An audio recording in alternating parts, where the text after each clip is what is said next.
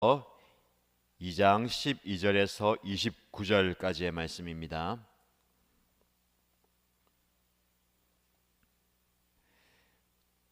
요한일서 2장 12절에서 29절까지 말씀을 함께 읽겠습니다.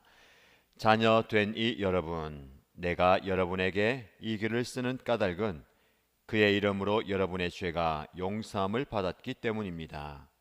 아버지 된 이 여러분, 내가 여러분에게 이 글을 쓰는 까닭은 여러분이 태초부터 계신 분을 알고 있기 때문입니다. 젊은이 여러분, 내가 여러분에게 이 글을 쓰는 까닭은 여러분이 이미 악한 자를 이겼기 때문입니다. 어린이 여러분, 내가 여러분에게 이 글을 쓰는 까닭은 여러분이 이미 하늘 아버지를 알고 있기 때문입니다. 아버지 된 이 여러분, 내가 여러분에게 이 글을 쓰는 까닭은 여러분이 태초부터 계신 분을 알고 있기 때문입니다. 젊은이 여러분, 내가 여러분에게 이 글을 쓰는 까닭은 여러분이 강하고 하나님의 말씀이 여러분 속에 있어서 여러분이 그 악한 자를 이겼기 때문입니다. 여러분은 세상이나 세상에 있는 것들을 사랑하지 마십시오. 누가 세상을 사랑하면 그 사람 속에는 하늘 아버지에 대한 사랑이 없습니다. 세상에 있는 모든 것, 곧 육체의 욕망과 눈의 욕망과 세상 살림에 대한 자랑은 모두 하늘 아버지에게서 온 것이 아니라 세상에서 온 것이기 때문입니다. 이 세상도 사라지고 이 세상의 욕망도 사라지지만 하나님의 뜻을 행하는 사람은 영원히 남습니다. 어린이 여러분, 지금은 마지막 때입니다. 여러분이 그리스도의 적대자가 올 것이라는 말을 들은 것과 같이 지금 그리스도의 적대자가 많이 생겼습니다. 그래서 우리는 지금이 마지막 때임을 압니다. 그들이 우리에게서 갔지만 그들은 우리에게 속한 자들이 아니었습니다. 그들이 우리에게 속한 자들이었더라면 그들은 우리와 함께 그대로 남아 있었을 것입니다. 그러나 결국에는 그들은 모두 우리에게 속한 자들이 아니라는 사실이 드러나게 되었습니다. 여러분은 거룩하신 분에게서 기름 부으심을 받아 모든 것을 알고 있습니다. 여러분이 진리를 알지 못한다고 해서 여러분에게 내가 이렇게 써 보내는 것이 아닙니다. 오히려 여러분이 진리를 알고 있기 때문에, 그리고 또한 여러분이 거짓은 모두 진리에서 나오지 않는다는 것을 알고 있기 때문에 이렇게 써 보내는 것입니다. 누가 거짓말쟁이입니까? 예수가 그리스도의 심을 부인하는 사람이 아니고 누구겠습니까? 아버지와 아들을 부인하는 사람이 곧 그리스도의 적대자입니다. 누구든지 아들을 부인하는 사람은 아버지를 모시고 있지 않은 사람이요, 아들을 시인하는 사람은 아버지를 또한 모시고 있는 사람입니다. 여러분이 처음부터 들은 것을 여러분 속에 간직하십시오. 여러분이 처음부터 들은 그것이 여러분 속에 있으면 여러분도 아들과 아버지 안에 있게 될 것입니다. 이것은 그가 친히 우리에게 주신 약속인데 곧 영원한 생명입니다. 나는 여러분을 미혹하는 자들에 관하여 이렇게 썼습니다. 여러분으로 말하자면 그가 기름 부어 주신 것이 여러분 속에 머물러 있으니 여러분은 아무에게서도 가르침을 받을 필요가 없습니다. 그가 기름 부어 주신 것이 여러분에게 모든 것을 가르쳐 줍니다. 그리고 그 가르침은 참이요 거짓이 아닙니다. 여러분은 그 가르침대로 언제나 그리스도 안에 머물러 있으십시오. 그러므로 자녀된 이 여러분, 그리스도 안에 머물러 있으십시오. 그렇게 해야 그가 나타나실 때에 우리가 담대함을 가지게 될 것이며 그가 오실 때에 그 앞에서 부끄러움을 당하지 않을 것입니다. 여러분이 하나님께서 의로우신 분임을 알면 의를 행하는 사람은 누구나 다 하나님에게서 났음을 알 것입니다. 아멘. 오늘도 하나님의 말씀의 은혜가 여러분의 삶 가운데 가득하게 넘치기를 축복합니다. 말씀은 우리를 살리고 말씀은 우리를 이끄는 하나님의 능력입니다. 이 능력의 말씀이 오늘도 우리에게 힘을 주셔서 오늘을 살아갈 수 있는 힘과 용기를 말씀을 통해서 얻게 되기를 주님의 이름으로 축복합니다. 요한일서 말씀의 2장의 하반부 말씀을 묵상합니다. 어제까지 2장 전반부 말씀을 묵상했고요. 요한은 저와 여러분에게 예수 그리스도를 영접함으로 하나님과의 영적인 사귐, 교제의 기쁨을 우리에게 증가합니다. 우리는 이 기쁨을 누리며 살아가는 존재입니다. 그런데 이 기쁨을 우리에게서 빼앗아가는 것들이 있다라고 이야기했죠. 첫 번째로 죄가 우리가 하나님과 더 깊은 사귐과 교제의 기쁨을 누리는 것을 방해합니다. 두 번째, 하나님과의 깊은 사귐을 방해하는 것은 사람들과의 관계죠. 우리 안에 미움이 있다면 그 미움을 통해서 서로 깊이 사랑하지 못하기 때문에 사랑하지 못하는 그 관계가 하나님과의 깊은 사귐과 교제를 방해한다라고 말씀을 어제 묵상했습니다. 오늘은 세 번째로 저와 여러분들이 하나님과 깊은 교제와 사귐을 누려야 하는데 그것을 방해하는 것이 있습니다. 그것이 무엇이냐면 세상을 사랑하는 것입니다.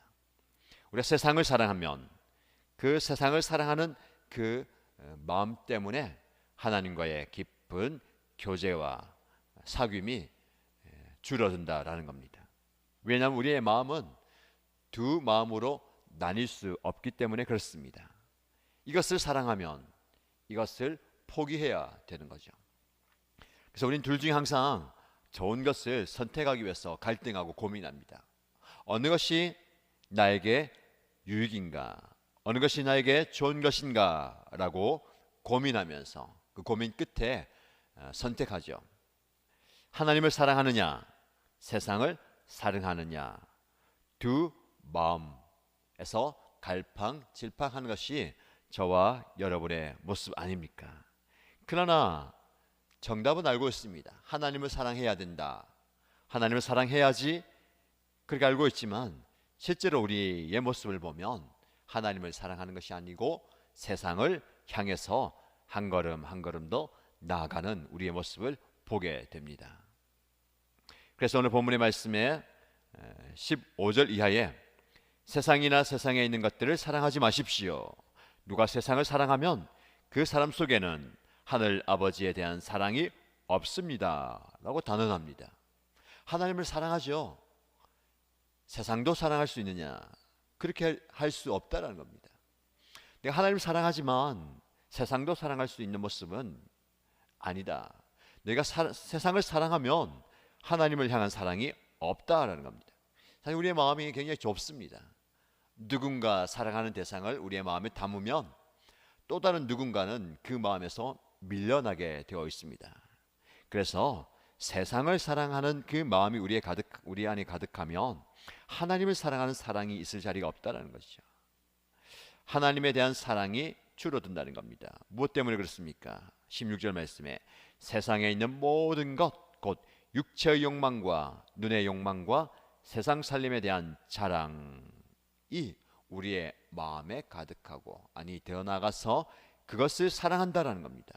육체의 욕망, 눈의 욕망, 세상 살림에 대한 자랑, 이 땅에서 우리가 누릴 수 있고 경험할 수 있는 쾌락과 즐거움, 그리고 눈으로 보는 모든 즐거움들, 그리고 내가 소유하고 내가 이룰 수 있는, 내가 가지고 있는 세상 살림에 대한 자랑들, 이 모든 것들이 우리의 마음에 가득하게 된다라는 겁니다. 그런데 그것이 하늘 아버지에게서 온 것이 아니고 세상에서 온 것이다 라고 말씀하고 있습니다. 하나님께서 저와 여러분에게 세상 즐거움을 주시고 그리고 이 땅에서 누릴 수 있는 많은 것을 주십니다. 그리고 세상 살림살이 필요한 것들도 주시지만 그것이 우리의 마음의 주인으로 차지해 버리면 그것은 하나님께로 온 것이 아니고 세상에서 온 세상 우상이 되어 버린다라는 겁니다. 그래서 우리는 항상 내 마음에 하나님을 사랑하는 마음보다 커져 있는 다른 대상을 사랑하는 그 마음을 살펴보아야 됩니다. 그러면 그럴수록 이 땅에 있는 욕심과 욕망이 많아질수록 하나님과의 사귐과 교제의 그 모습이 줄어드는 겁니다. 자, 여기까지 우리가 하나님과 깊은 사귐과 교제를 가져야 되는데 그것을 방해하는 것들에 대해서 살펴보았습니다. 내 안에 죄가 없는지, 누군가의 관계가 깨어지거나 그 관계가 소원해진 건 아닌지, 내 안에 하나님 사랑보다 더한 다른 것을 사랑하는 마음은 없는지를 돌아보시기 바랍니다. 이것을 하나씩 하나씩 내려놓아야 우리는 더 깊은 하나님과의 사귐과 교제 속으로 들어갈 수가 있습니다. 자, 오늘 본문의 말씀에 이 말씀을 하면서 자녀된 여러분, 아버지 된 여러분, 젊은이 여러분, 어린이 여러분이라고 하면서 여러 세대에 대한 그 대상들을 불러가면서 이야기합니다. 우리가 다 자녀이고, 우리가 다 아버지 어머니이고, 우리는 또 젊은이이고, 또 우리는 이 땅에서 살아가는 여러 가지 모습들이 있습니다. 그 나이라고 보면 뭐 꼭 어린 아이, 뭐 자녀, 부모라고 나눌 수 있겠지만 이것은 영적 상태인 것 같습니다. 사실 우리가 어떤 때는 어린 아이 같은 영적 상태가 될 수 있습니다. 또 어떨 때는 뭐 아버지, 어머니 같은 또 성숙한 신앙의 모습을 보일 때도 있습니다. 때로는 젊은이의 모습으로 세상과 악과 담대히 싸워야 하는 그런 때도 있습니다. 그런 여러 가지 영적 상태를 본다면 모든 말씀이 저와 여러분에게 주는 말씀입니다. 고민하는 것은 무엇이냐면 이 말씀을 꼭 기억하십시오. 여러분들이 하나님을 알고 있기 때문입니다. 그리고 세상과 악과 싸워 이겼기 때문이다라는 겁니다. 사실은 저와 여러분에게 이미 우리에게 이런 존재라는 것을 이미 선포합니다. 여러분들은 이미 하늘 아버지를 알고 있는 존재입니다. 그리고 그분과 함께 알아감의 교제와 사귐을 하고 있습니다. 그래서 세상과 악과 악한 자와 싸워 이긴 존재입니다. 라고 이미 선포하는 겁니다. 우리가 우리의 존재를 잘 알아야 되는 것이죠. 우리는 하나님을 이미 만난 사람이고 하나님을 깊이 알아가는 사람이고 이미 세상과 악과 싸워 승리한 사람입니다. 그러므로 우리에게 남은 것은요, 우리가 하나님을 믿는 믿음 안에서 승리한 자로 살아가는 모습입니다. 그게 바로 17절 말씀에 이야기하죠. 이 세상도 사라지고 이 세상의 욕망도 사라지지만 하나님의 뜻을 행하는 사람은 영원히 남습니다. 우리의 눈은 세상에 두고 있고 우리의 마음은 세상에 고정되어 있지만 그 세상의 것은 사라지고 없어질 것들이다. 그러나 하나님의 뜻, 하나님의 말씀을 행하는 저와 여러분들은 영원히 남게 된다라고 말씀하고 있습니다. 여러분, 영원한 것에 우리의 시선을 고정하고 영원히 사라지지 않는 것에 우리의 마음을 두고 영원히 사라지지 않는 것을 사랑하시기 바랍니다. 그게 바로 하나님의 뜻을 행하는 저와 여러분의 모습입니다. 이 말씀을 기억하면서 우리가 하나님의 깊은 사귐과 교제의 모습으로 나아가면 좋겠습니다. 이어지는 말씀에는 마지막 때를 살아간 저와 여러분에게 우리의 신앙과 믿음을 위협하는 그리스도의 적대자가 올 것이다 라고 이야기합니다. 적 그리스도라고도 표현하는데 지금이 마지막 때이죠. 마지막 때이기 때문에 거짓말하고 속이고 우리를 미혹하는 적 그리스도의 적대자가 온다는 겁니다. 예수님 시대부터 지금까지 시대마다 그리스도를 대적하는 성도를 미혹하는 적 그리스도가 있어 왔고 있습니다. 그 적 그리스도가 하나님을 부인하고 아들을 부인하고 예수 그리스도를 부인하는 모습으로 우리 안에 공격하죠. 그 공격과 거짓에 넘어가지 말고 우리의 신앙을 지키라는 겁니다. 24절 말씀에 여러분이 처음부터 들은 것을 여러분 속에 간직하십시오. 여러분이 처음부터 들은 그것이 여러분 속에 있으면 여러분들도 아들과 아버지 안에 있게 될 것입니다. 처음부터 들은 게 무엇입니까? 바른 복음을 말하는 거죠. 이 복음을 변질시키지 말고 복음에 다른 것을 섞지 말고 처음 들은 것을 계속해서 간직하면서 그 복음 안에 거하라는 겁니다. 아무리 외부적인 공격과 미혹과 거짓이 우리를 속인다 하더라도 처음 들은 복음, 말씀으로부터 오는 그 복음을 간직하고 있어야 된다는 겁니다. 그래 우리가 그리스도 안에 거하게 되는 겁니다. 여러분, 요한은 요한복음과 요한 서신에 계속해서 그리스도 안에 거해야 됨을 강조합니다. 주님이 우리 안에, 우리가 주님 안에 거하는 그 삶이 굉장히 중요하다는 것이죠. 우리가 주님 안에 거한다는 것은 무엇을 말하는가? 하나님의 뜻, 주님의 뜻을 행하는 것을 말하는 겁니다. 우리가 그 뜻을 행할 때에 주님 안에 거하는 것이죠. 주님이 우리 안에 머물러 있도록 복음을 간직하고 세상과 그리고 악한 영들의 미혹과 공격으로부터 우리를 지켜가야 됩니다. 그래서 적 그리스도는, 그리스도의 적대자는 옛날이든 지금이든 계속 우리 주변에 있습니다. 그것이 눈에 보이는 이단 혹은 진짜 자기가 메시아 구원자라고 이야기하는 그런 이단의 총수일 수도 있습니다. 혹은 눈에 보이지 않는 악한 영이 저와 여러분들을 대적하고 공격할 수 있습니다. 혹은 이 세상이 적 그리스도의 대적자가 되어서 우리를 공격하고 미혹할 수 있습니다. 여러 가지 다양한 대상과 상황이 있는데 그 안에서 우리가 복음을 붙들고 그리스도 안에 머물러 있어야 합니다. 그리스도 안에 머물러 있을 때에 우리는 그리스도의 적대자들의 공격으로부터 안전할 수 있는 것이죠. 저와 여러분 항상 언제나 그리스도 안에 머물러 있어야 됩니다. 25절 하반절 말씀에 이 말씀이 나오죠. 언제나 그리스도 안에 머물러 있으십시오. 그리스도 안에 있다라는 것이 우리가 조금 많이 느껴져야 되겠습니다.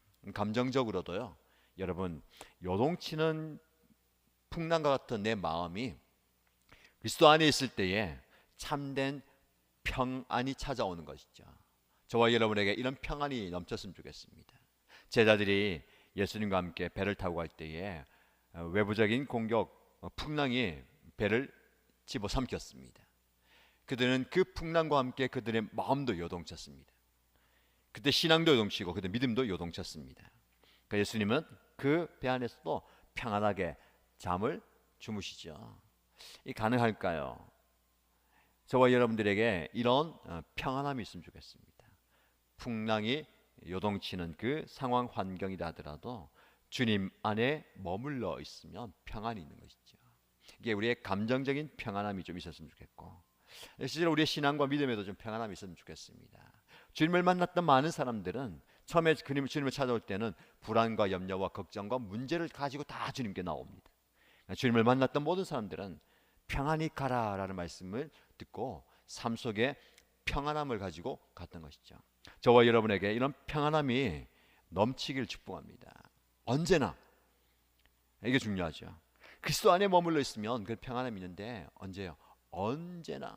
이 언제나라는 말씀 좀 붙드시기 바랍니다. 어떤 때는 그렇고 어떤 때는 그러지 않은 게 아니라 언제나를 여러분 삶에 적용하면 각자 삶의 모습은 다 다를 겁니다.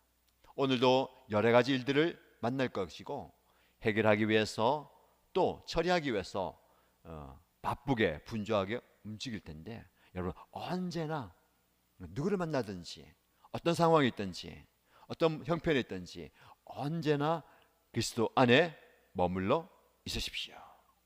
28절 말씀에 계속해서 이어집니다. 그리스도 안에 머물러 있으십시오.